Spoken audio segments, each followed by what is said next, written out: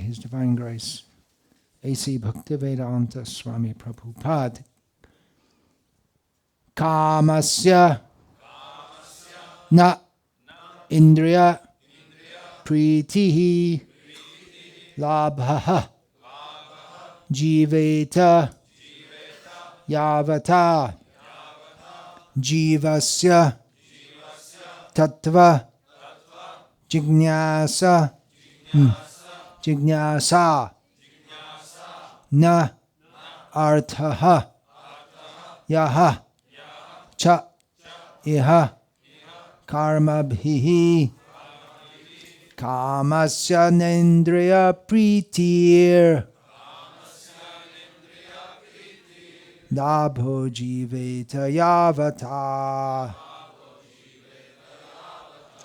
jivasya tattva jignasa narto yascheha karmabhihi kamasya nendriya pritir labho jiveta yavata jivasya tattva jignasa narto yascheha karmabhihi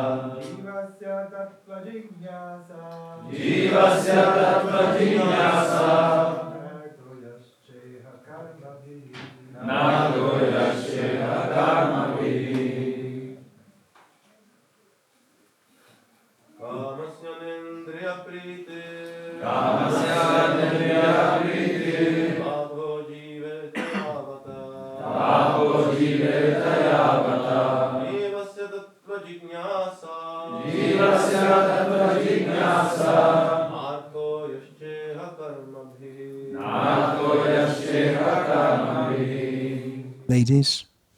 Kamasya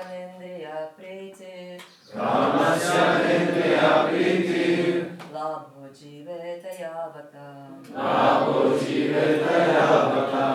jivasya tattva jignasa narto yascheha karmabhihi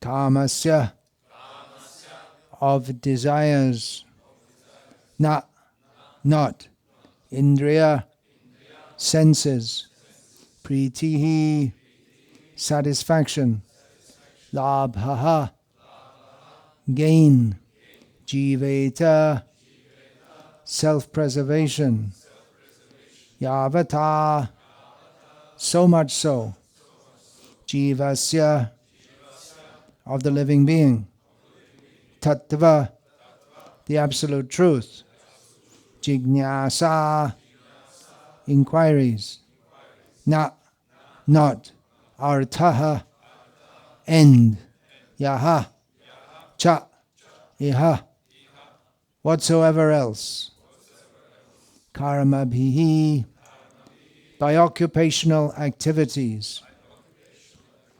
Translation: life's desire should never be directed towards sense gratification.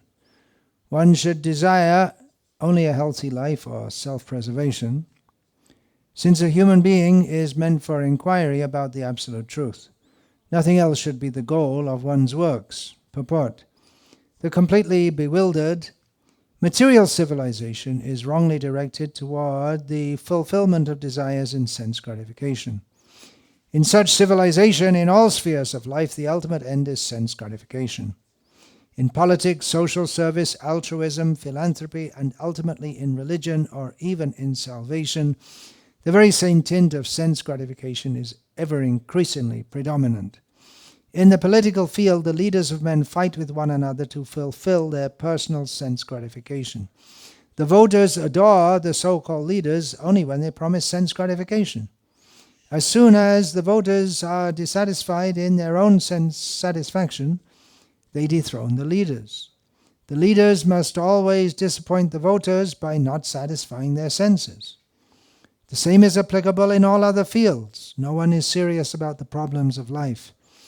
Even those who are on the path of salvation desire to become one with the absolute truth and desire to commit spiritual suicide for sense gratification.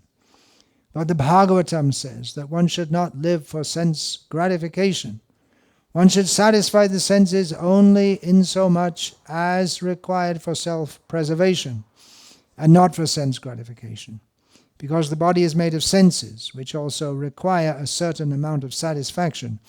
There are regulative directions for satisfaction of such senses, but the senses are not meant for unrestricted enjoyment. For example, marriage, or the combination of a man with a woman, is necessary for progeny, but it is not meant for sense enjoyment. In the absence of voluntary restraint, there is propaganda for family planning, but foolish men do not know that family planning is automatically executed as soon as there is search after the absolute truth. Seekers of the absolute truth are never allured by unnecessary engagements in sense gratification, because the serious students seeking the absolute truth are always overwhelmed with the work of researching the truth.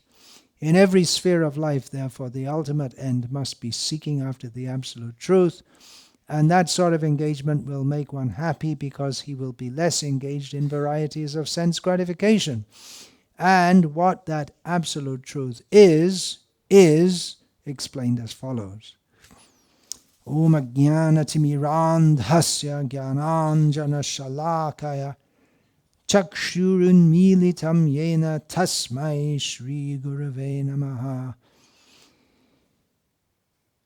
Nama Shreshtam Manum Api Shachiputram Atra Swarupam Rupam Tasya Grajamurupurim Maturim Goshtavartim Radha Kundam Girivaramaho Radhika Madhavasham Prapto Yasya Pratita Kripaya Shri Gurum Tamnatosmi Vandeham Shri Guru Shri Ataf Parikamalam Shri Gurun Vaishnavanscha Shri Rupam Sagrajatam Sahagana Raghunatan Vitam Tam Sajivam Sadvaitam Savadhutam Parijana Sahitam Krishna Chaitanya Devam Shri Radha Krishna Padan Sahagana Lalita Shri Vishakhan Vitamscha Guru Vaishnav Bhagavan Tine Smarane Hoy Bigna Binashan Anayashe Hoy Nijavan Chita Puran. Hare Krishna, Krishna Krishna, Hare Hare, Hare Rama, Rama Rama, Hare Hare.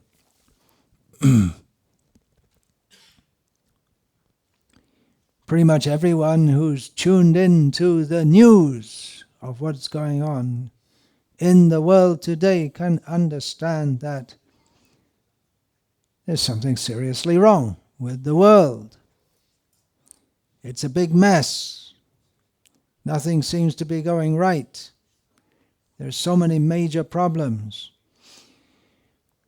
especially in focus, or especially in the minds of many people. The most intense and pressing problem is the environmental disaster, which is translating into the climate disaster, which was warned about for so many years that it's going to come upon us, and now it seems it's upon us, although some people say, well, it's not.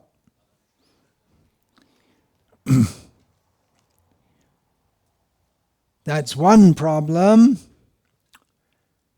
Apart from that, the political situation in the world, the balance of, or the imbalance of power, the great powers, like dogs barking at each other, and sometimes they're biting also. And we're afraid that it may spiral into nuclear war. That's a big problem. Even locally, in any country, I don't know, are there political problems in Croatia? Must be. Even, This is heaven. In every office, there are politics, pretty much. In every family, in every religious society. Politics, snapping, and dogs snapping at each other, and it can be worse. What other so many people are going through psychological problems, huge problem. We didn't used to hear about it, but so many people in America, so many people it's majority of the population have either consulted a psychologist or should have consulted a psychologist or are on some kind of drug for altering their mental state. Prozac was the great drug for the last couple of decades. Is Murari Gupta here, our doctor? Do you prescribe it here also? Something similar. Although apparently it's come out that it doesn't really do anything. Maybe it has placebo effect. Well, it does something. It makes the pharmaceutical companies rich. We had in the village, someone gave Prozac to alcoholic, so when they combine... When someone gave Prozac to an alcoholic, and when it combines? Then it's lethal. Then it's lethal. So he died. Okay. Now you know, if you want to kill someone. Invite them over for a glass of wine and give them some Prozac. Not recommended. What other we got? In the United States of America, the greatest country in the world. Do you agree with that? If you don't agree with it, you're liable to get the gift of America on your head in the form of a made in America bomb. So many homeless people you see in the cities. People living, have you seen? Have you been there? No. You've seen on YouTube. You can see everything you like on YouTube, including Bhakti Vikasa Swami. So everywhere, all the big cities, even in small towns, people living under bridges. They have some kind of tent. Some of them, the better to do people have a tent. The United States of America has seemingly unlimited money for defense, which means manufacturing weapons for killing people, and they don't have money to house their population. Well, that's also a problem. What else have we got? Disease problems. Dr. Murari Gupta says so much research been done for so many years on disease. Well, it's more for pharmaceuticals. Preventive medicine is not popular because that's not profitable. But there's been so much, in fact, that kills all profits, preventive medicine. So there's been billions of dollars thrown into medical research. Did you, as a doctor, would you like to comment? Is there any sign of disease ending soon? It's everlasting, yeah.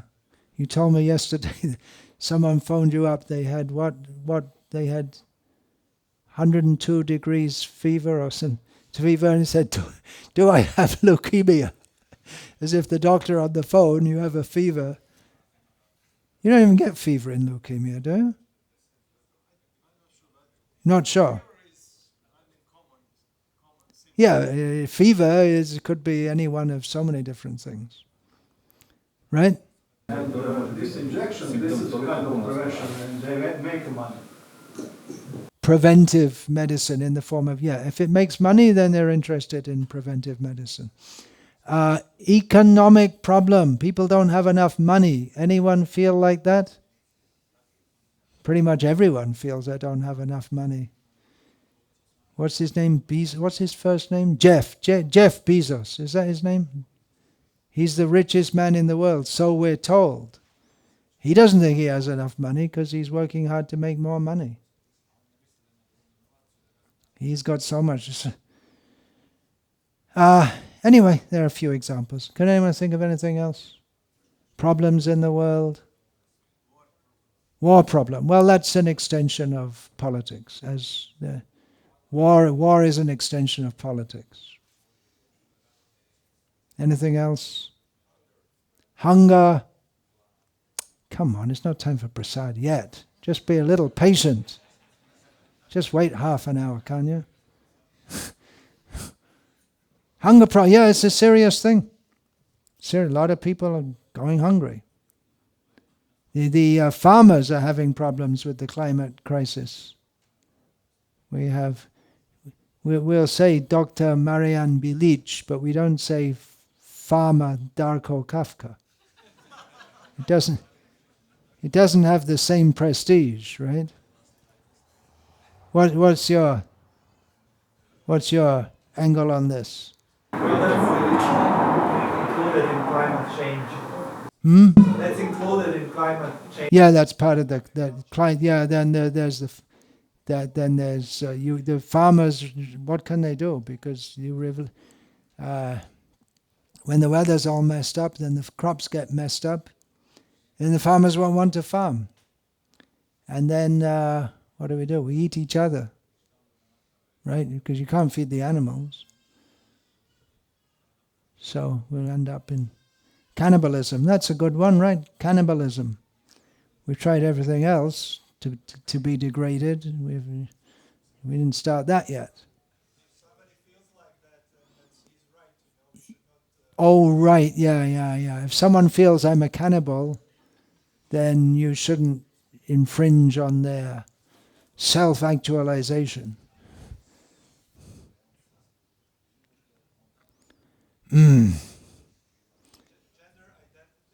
Gender identity crisis. Well, that comes under, I already said, psychological problems. But that would not be accepted by a certain percentage of the population. That someone don't know what the thing dangling or not dangling between their legs stands for. And thinks they should have something else. Political, cultural divide. America, it's really getting intense in America. People are moving from one state to another to be in a more, whatever they think is. In some people's minds, the greatest problem the real problem is that people don't accept transgenderism. That homosexuality is now, that's just normal, right? It's just accepted. And then there are another big group of people who are saying that transgenderism is a big problem, and that's a big focus in America. I just came from America, and there are other issues. Abortion is a huge issue in America. There's a whole set of issues in which right wing and left wing. They're opposed against each other, and it's getting so it's going to come to. There's going to be some shooting, and it'll escalate, and it's quite possible that there could be civil war in America. Except previously they had a civil war, and it was clearly North against South. But here, at the present time,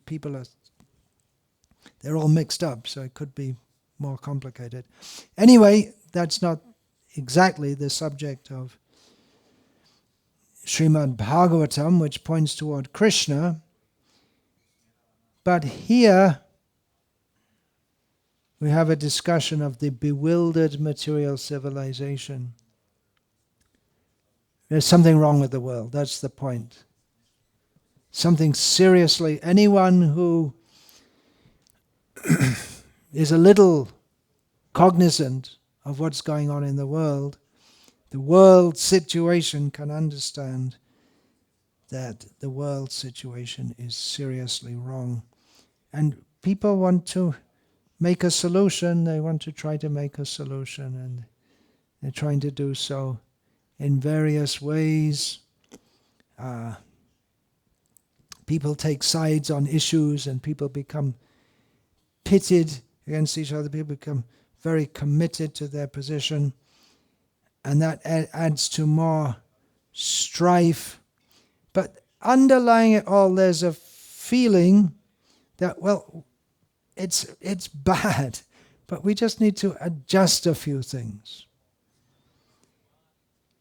The pandemic, sometimes called the scamdemic, which Dr. Bilich, Mr. and Mrs. don't believe in because they were administering to it. That had its good side, inasmuch as there was much less fossil fuel being burned, much less waste being generated, and there were even signs that the earth, even at the present stage, disastrous stage of environmental crisis, could start to rectify itself. Nature could start to rectify itself if we just stop pumping all kinds of chemical waste into it.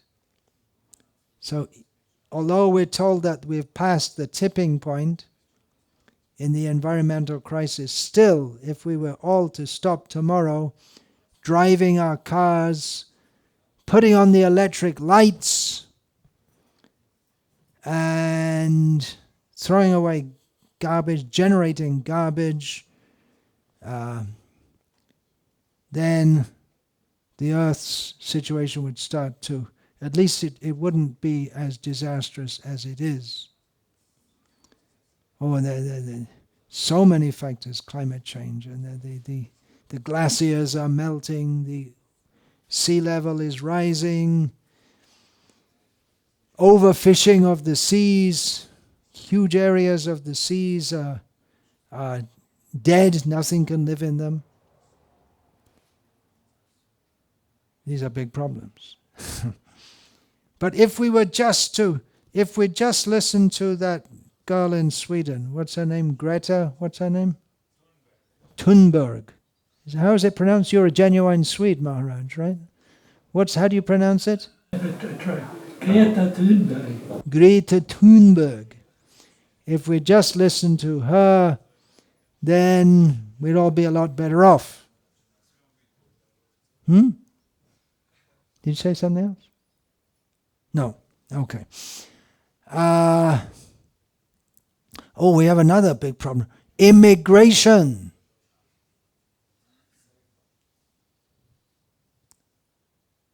Spoiling Europe, say some.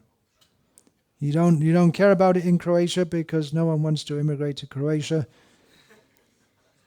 And even if they do, you give them a hell of a hard time. Even though the here in this country is massive depopulation, mostly by emigration, but if anyone wants to immigrate to fill up the gap, they can come and do some work and go back, but you don't want them coming in here. So immigration, big problem. And if you think it's in other people's minds, if you think immigration's a problem, you are a problem. So people are divided like that. Also, Islamification is going along with that. And if you think that Islamification is a problem, or if you even think that there is such a thing as Islamification or that Islam is a problem, then you are a problem. And in this way the world is divided in so many ways. But we just make some adjustments. Just send all those nasty immigrants back to the nasty places they came from, and everything would be all right in our wonderful country called Sweden. Right? That's what some people say in Sweden. Send back all those white, they don't have white skins. So we should throw them all out. And the people who don't have white skins think that, well, what we'll do, the real problem in this country is that they're not all Muslims like us, so we'll just convert them all into Muslims and everything will be all right. So people have various ideas of what we have to do to make the world a nicer place. And sometimes some people put YouTubes on videos on YouTube, not YouTube on videos. Videos on YouTube in which they talk about love and being nice and empathy, and they have pictures of people smiling, very slowly walking, with their hair blowing in the breeze, and an old man smiling at his old wife with the idea that they still love each other after so many years, and there's piano music playing in the background, and we all just have to be nice, and then the world will be nice, and there won't be any problems. However, we have here, Srila Prabhupada writes about the completely bewildered material civilization. It's not just some little adjustment. All we have to do, all you need is love. All you need is love. Ever heard that one? The Beatles. The Beatles. 2 down, 2 to go. You don't know what I'm talking about.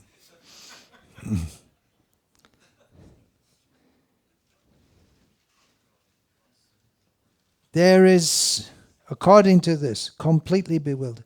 So many people would admit that the material civilization is bewildered. Some would say it's bewildered because they don't accept that a child feels they're not in the right kind of body, so they should have it adjusted. So because people don't accept that, they're bewildered. And on the other hand, you have people who say that, well, to let children or to encourage children to do that, that's the bewilderment. Or the bewilderment is that we don't listen to Greta Thunberg. Sorry for the poor Swedish. How do you say it in English? How do they say it in English? Greta Thunberg, I guess they'd say.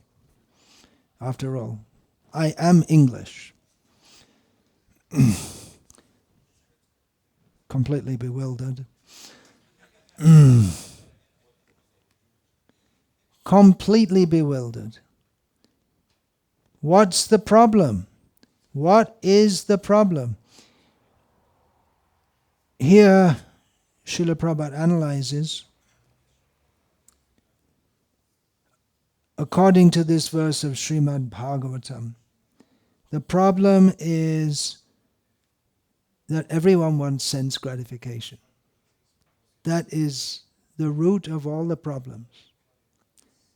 What does sense gratification mean? It's not a common term.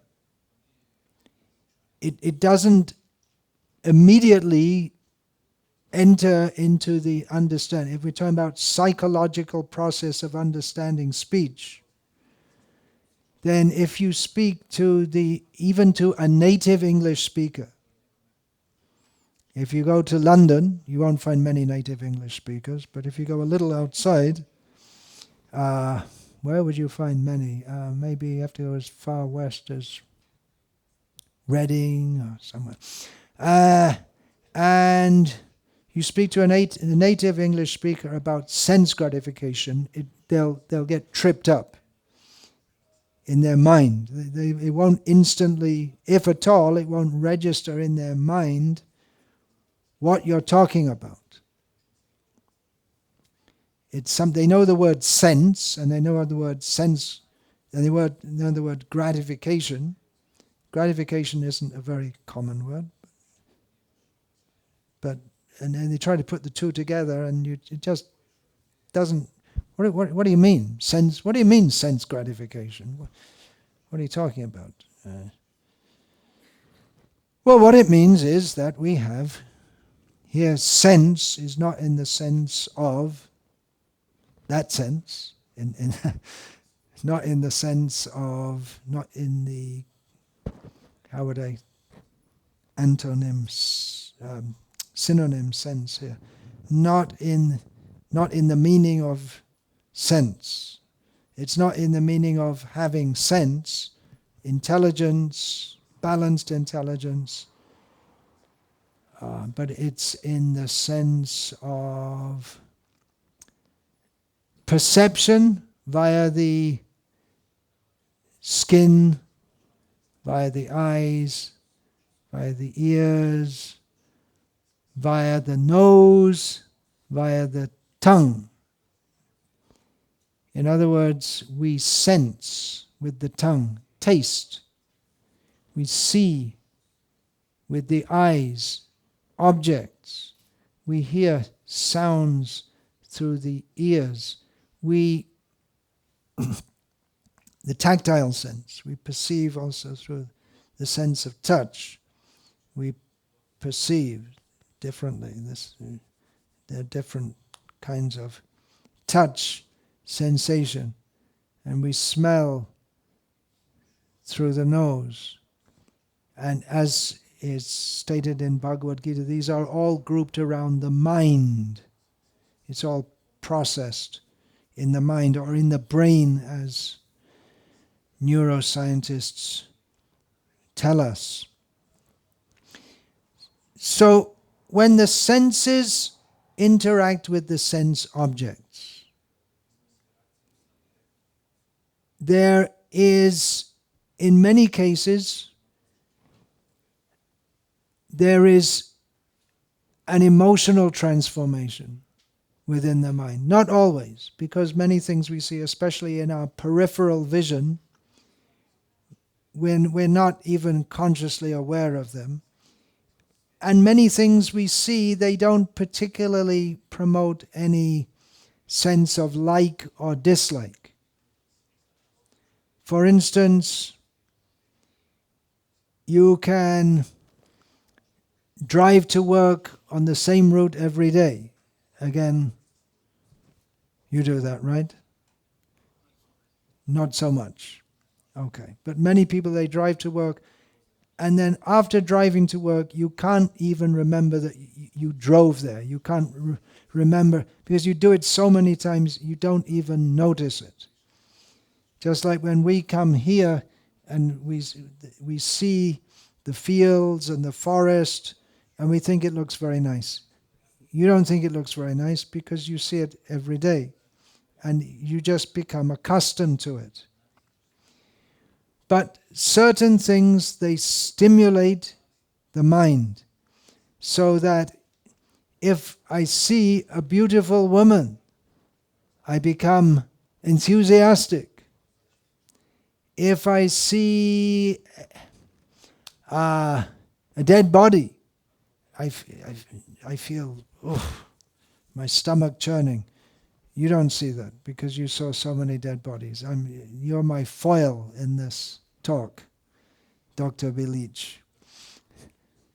Foil means, you know what that means in drama, where someone is used, an actor becomes the object for the protagonist, the main actor, to say things and do things. There must be a similar term in your language also. So, certain things we see, they get the dopamine rolling, or the adrenaline.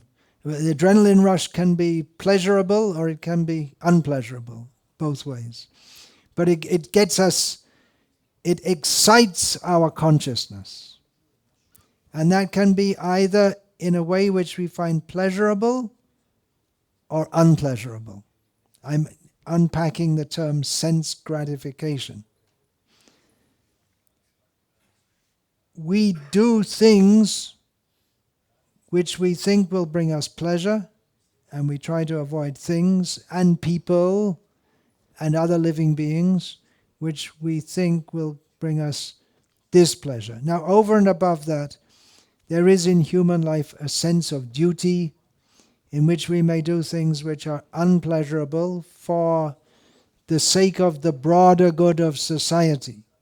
We do what we're supposed to do, or because we have to do some things which we don't like to do, with the idea that if I don't do this, I won't get what I need for preservation and for sense gratification. In other words, we go to work every day.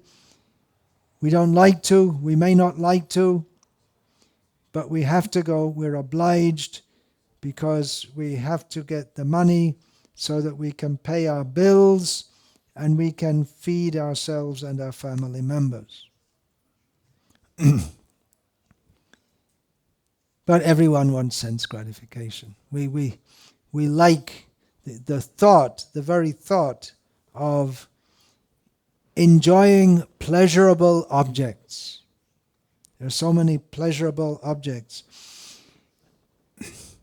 And in the modern society, the opportunity for such pleasure has increased exponentially as compared to previously.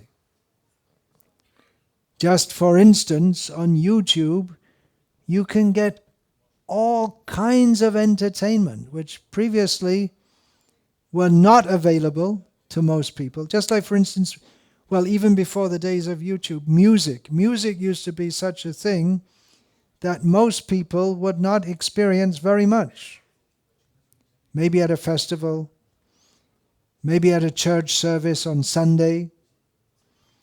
But it wasn't that you could have all kinds of music at any time of the day or night. It was an unusual thing. You'd have to have real people playing it. And most people didn't know how to play music. So it was quite an unusual thing. But now you can have any type. And previously a drama was something unusual. You wouldn't see much dramas. But again, on YouTube, you can have any time of the day or night all kinds of dramas. Now they have cartoons also, so that's an extension of, even without human characters, you can have cartoons. And food, previously in this area of the world, your food choices, and well, in every area of the world, our food choices were limited to what was produced locally and what was preservable. In the winter, you wouldn't get fresh vegetables, but you have to preserve them in advance. But now, especially if in big cities, you can get all kinds of food from all over the world and enjoy all kinds of things.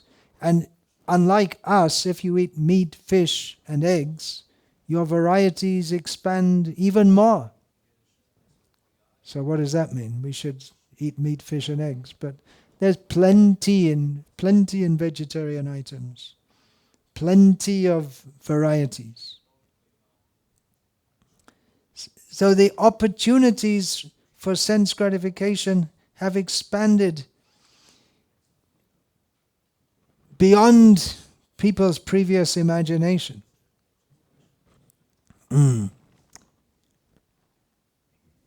Olive oil is famously prized in Italian cuisine. And also in France, southern France, generally the Mediterranean countries. And that is sent from one country to another, so that people in other countries, just like when I was growing up in England, we haven't even heard of olive oil. But it's a common thing now, imported. Wine, people in Sweden can drink Italian wine. Not at all mixed God, I hope. Maybe some of them, but maybe. Or maybe they prefer French wine. French wine generally has the reputation of being the best, high class.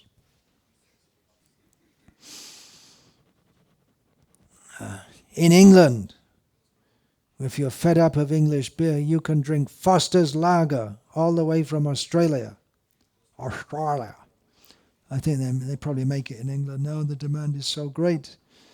So you can get all kinds of sense gratification at any time of day. And the thing is, you have to pay for it, so you have to work and get some money, or you can be a criminal, and well, that's also one kind of work. Anyway, somehow or other, you need money, and then you can get sense gratification. But even without money, you can still have sense gratification. With very little money, you can get drugs. That's another thing that people didn't have previously. There wasn't previously. New drugs are being made. New kinds of drugs are being found out, which can be manufactured very easily and very cheaply, and which have psychotropic effects. And that's super sense gratification. Blows your mind, as the saying goes. So there's so many opportunities for sense gratification which give pleasure, right? Why aren't people satisfied eating turnips in Lika? What was it previously? What was the staple food around here? Cabbage, not turnips. Okay, cabbage. So that was the staple. Why not satisfied with the kind of food they used to have before? In Sweden, I guess they ate barley. Was it? Barley, oats, fish. A lot of fish, some meat. Pine cones. Do they ever eat pine? There's a lot of pine trees in Sweden. A lot. Pine seeds you can eat, but it's a hell of a job to break open the pine cones and take the pine seeds out. So why aren't we content? The idea that, well, I can get more, I can try out something else. Let's try some different kind of food and enjoy ourselves in a different way. And the 1960s in the Western world brought in the sexual revolution, in which people thought, well, why bother just sticking to one woman and one wife or one husband? There's so many in the world, let's try out as many as we can. And if you get fed up of trying out different men if you're a woman, or different women if you're a man, then you can try out the same sex also. Because if it gives pleasure, why should it be stopped? Bengali saying, or song that Srila Prabhupada quoted, Chok jodi lage bhalo keno dekbo na, which means, keno dekbo na, utar dao. Why should I not, if it looks good, if I like it, why shouldn't I look? Why not? Why are you trying to restrain me? So the idea is, well, definitely you're going to be happier, right? If you can have all kinds of ice cream, you're going to be happier than if you don't have it. Right? Makes sense. Because when you lick the ice cream, it feels good. Sense gratification. And that goes for everything. If you're going to have fine clothes, which feel good, look good, people look at you, why shouldn't you wear them? Traveling around, I see these women have these bags, which don't seem to serve much purpose, but they have some brand name on them, some expensive brand, and they sell them for outrageous prices. One little bag, like 200 euros or something. It's just some plastic bag, that's all, but they put some fancy name on it, and they sell it for a high price, and they're wearing it, and you see what kind of bag I got. You see, that's subtle sense gratification, prestigious. You see, I'm such a fool. I spent 200 euros on a bag which only cost 2 euros to make. That shows I have a lot of money. The whole society is based on the idea we should have more and more sense gratification. And then we'll be more and more happy. But, the whole world's a mess. Why is that? We should be happy with our sense gratification. But it doesn't work. Yehi sangsparshaja bhoga dukkha yone evate adyantavanta konteya nateshu ramate buddha. We should go and tell this to where? To everyone in the world. That the happiness derived from the combination of the senses with the sense objects counterintuitively not only does not bring pleasure but brings distress. And that's from Bhagavad Gita. And from Bhagavad Gita also we learn that from kama, desire, that is the word in this verse, the point of this verse. From kama, desire, comes krodha, anger. When our desire is not fulfilled, we become frustrated and angry.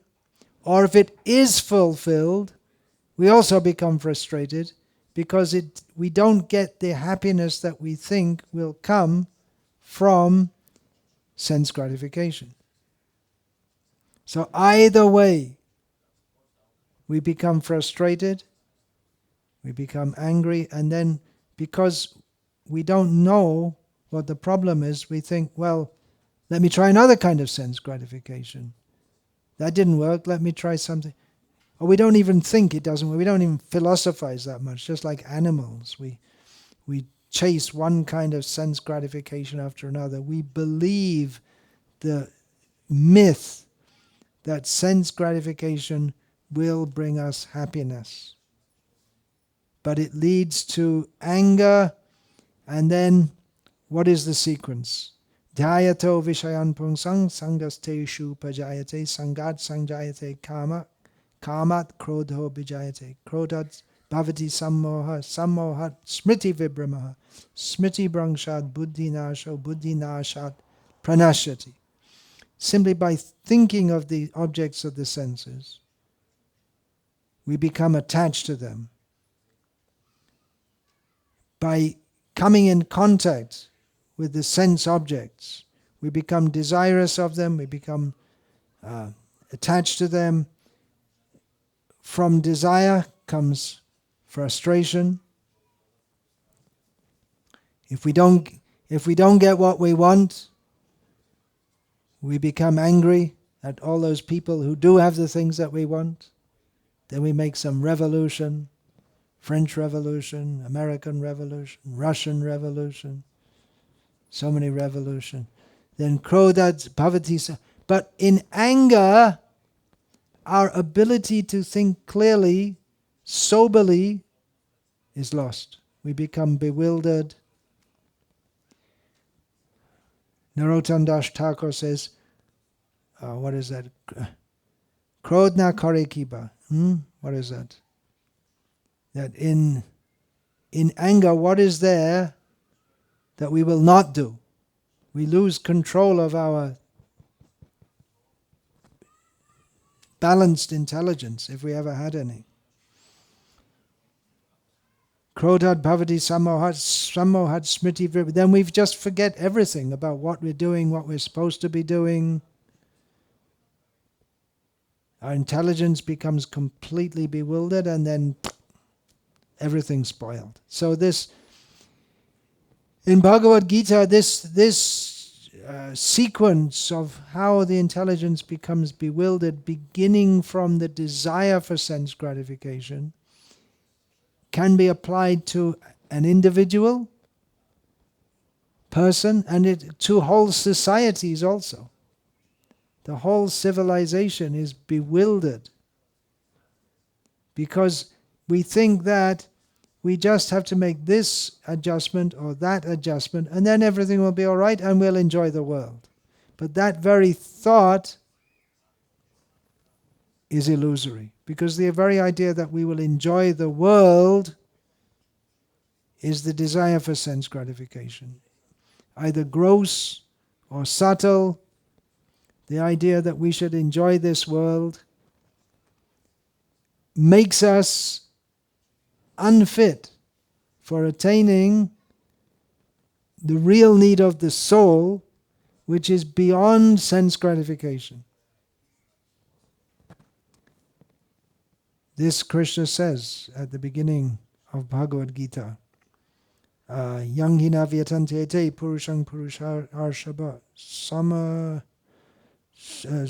sukha dukhe, what is that?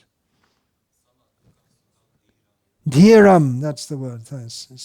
Somritat vaya kalpate, someone who remains steady in so-called happiness and distress, who's not bewildered by the thought that this is good for me, this is bad for me. He becomes eligible for eternal life, for liberation. The completely bewildered material, the very point that it's a materialistic civilization means it's bewildered. And it becomes completely bewildered as we become more and more caught up in this idea of how we shall enjoy this world. This statement about the completely bewildered material civilization was written by His Divine Grace Srila Prabhupada in the early 1960s in Vrindavan in India, in which there was no gross sense gratification for human beings. There was for the pigs living there and the monkeys living there, but not for the human civilization. In India at that time, modernization wasn't there, although some factories had been started. The consumer society had not taken hold. And anyway, Vrindavan was a place where people went for performing austerities, for religious or spiritual advancement. So how could Prabhupada know about, when he was writing this, what was he writing about the completely bewildered material civilization? Was he seeing the future? In one sense, yes, and that is predictable, because in Kali Yuga things get worse, day by day. Tatonu dinam. What is that? Tatonu dinam rajan satyam sochang shamadaya kalena balinam. Tataschanu dinam dharma satyam sochang shamadaya kalena balina rajan nangshantayur balang smritihi. In Kali Yuga, day by day, religiousness decreases. Tataschanu dinam dharma truthfulness decreases, purity and cleanliness decreases. Satyam shocham, tolerance decreases, the ability to tolerate heat and cold and difficulties, compassion decreases. Then Shamadaya, Kalenaba, lifespan decreases, physical strength decreases, mental strength decreases. So it's predictable. But any material civilization, ipso facto, just by the fact of it being a materialistic civilization, must be bewildered. Whether it's the Babylonian civilization or the Greek civilization or the Carthaginian civilization or the Vedic civilization, it must be bewildered if the goal of life is material, the idea that we will enjoy sense gratification. And bewilderment, we become more and more bewildered and we can't find a solution. And the more we try to find solutions, the more we become entangled. Therefore, what should we do? What should we do individually? What should we do? What is our situation? First of all, what is our situation? Nunang pramata kurute vikarma yadindriya pritiya aprinoti nasadu manyayata atmanoyam asanapi kleshada asadeha. This is how we are so foolish and so bewildered that we think that sense gratification will give us happiness, but we're simply preparing ourselves for more and more suffering in this life and in future lives. Therefore, nayang deha deha bhajang riloke kashtan kaman arhate virbhujam ye tapo divyam putraka yena sattvam shudyet yasmad brahma sokyam tvanantam.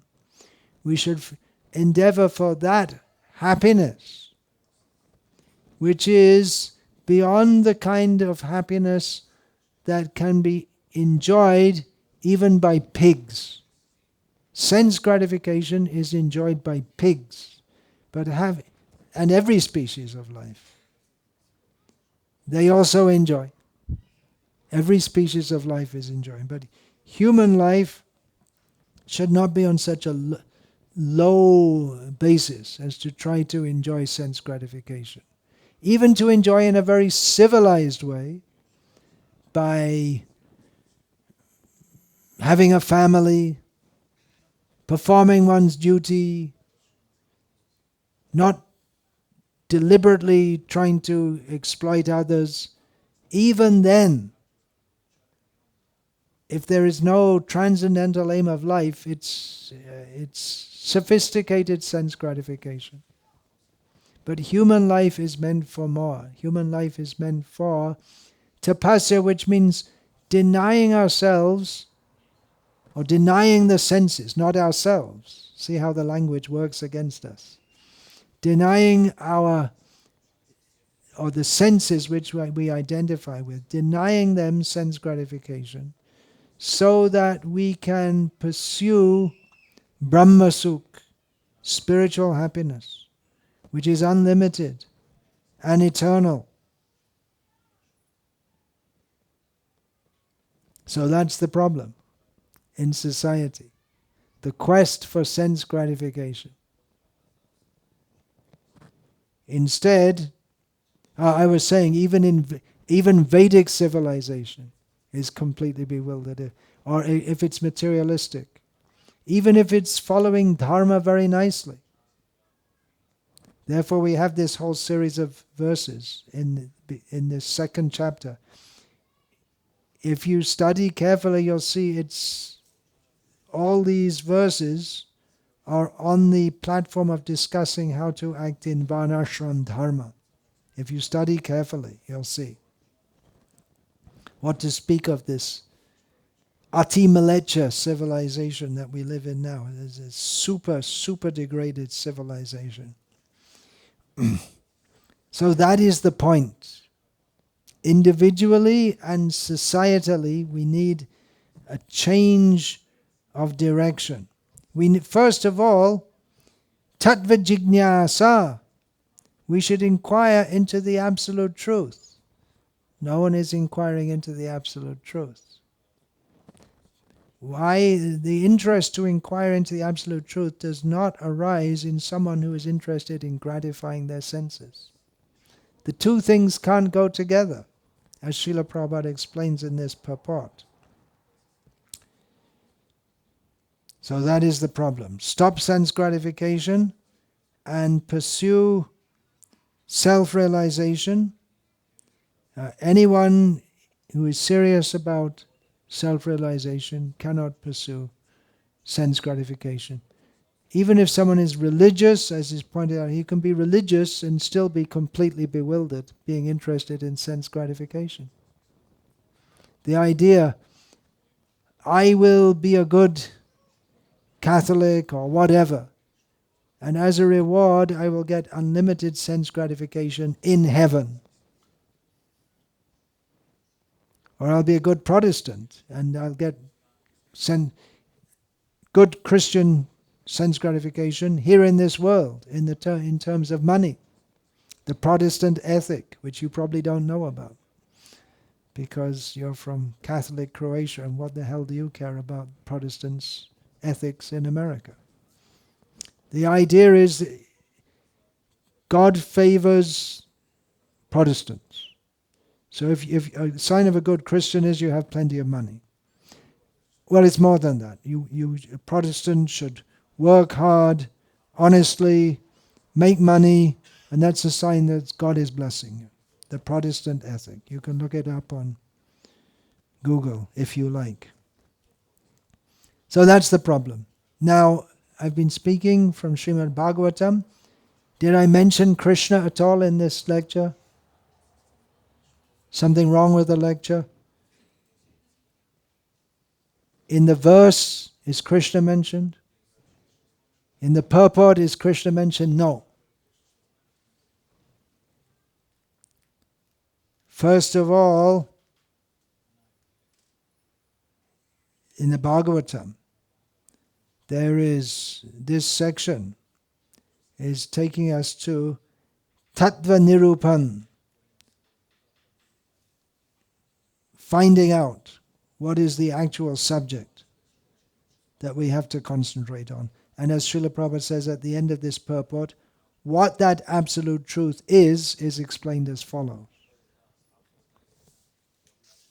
And that comes in the next verse. Vadanti tat tattva vidas tattvam yajnanam advyam brahmeti paramatmeti bhagavaniti shabhyate. Still didn't come to Krishna. That won't come for quite a few verses. Idang hi vishvang bhagavani. Srinvatang swakata Krishna. First we have to understand what we're doing, why we're doing. This is the philosophical approach of the Srimad Bhagavatam. It's a big topic. But the basic point is there. Don't waste our lives in sense gratification. The whole society, what is the problem? The quest for sense gratification. We should instead pursue the absolute truth. Hare Krishna. That absolute truth is Krishna. Hare Krishna. So one of the problems of society we heard was hunger. And I delayed you for a whole hour. By the grace of Krishna, devotees are not going hungry. There's so many people going hungry all over the world. More and more that will be so.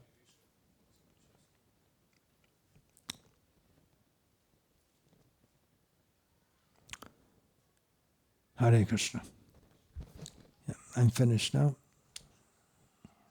And you can all go and take prasad, cooked with love. Prasad means it's cooked with love. Offered to Krishna. Given back to Krishna. Given back by Krishna. With His love. You offer with love and He gives it back with His love. Then you distribute it with love. Hare Krishna. Give this back.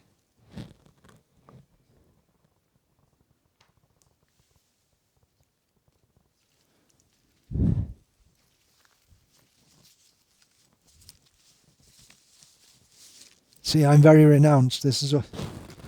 I'm very renounced. This is all I take for breakfast. I need a little water also.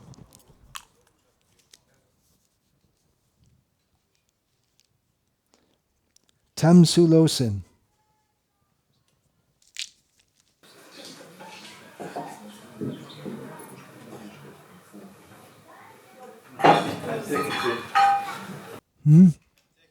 You're also taking it. Pumpkin seed oil isn't enough. Whoa. That's too much. Okay, well, if you want to take prasad, you have to do a little effort. If you want to take prasad, you have to do a little effort. You have to get up. You have to get up, and it's not that you're going to sit there and someone's going to come and put it in your mouth. You have to go and get it.